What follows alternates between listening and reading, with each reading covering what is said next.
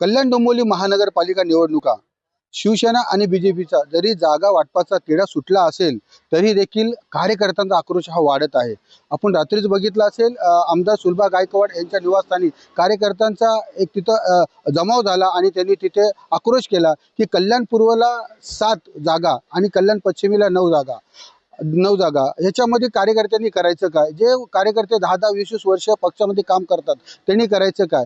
शिवसेनेला 68 जागा आणि भारतीय जनता पार्टीला 54 जागा, ह्याच्यामध्ये कसं समाधान मानायचं? आता आपण आहोत डोंबिवलीतील प्रदेश अध्यक्ष रवींद्र चव्हाण यांच्या निवासस्थानी आपण बघू शकता। या निवासस्थानी आतमध्ये कार्यकर्त्यांची पदाधिकाऱ्यांची मीटिंग चालू आहे। बाहेर मोठमोठ्या गाड्या उभ्या तर लांबच लांब रांगा देखील लागलेल्या आहेत।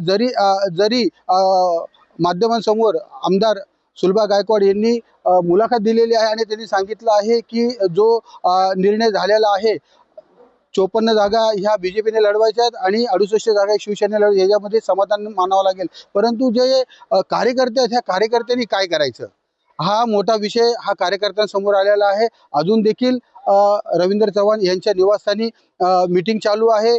कार्यकर्त्यांना अजून थोडा काय भरोसा आहे की याच्यामध्ये काय चेंजिंग होईल की नाही होईल, परंतु जो निर्णय झालेला आहे भारतीय जनता पार्टीचा आणि शिवसेनेचा त्याच्यावर कायम राहावं लागेल असं वरिष्ठांचं म्हणणं आहे। अशोक कांबळे, लोकशाही, डोंबिवली।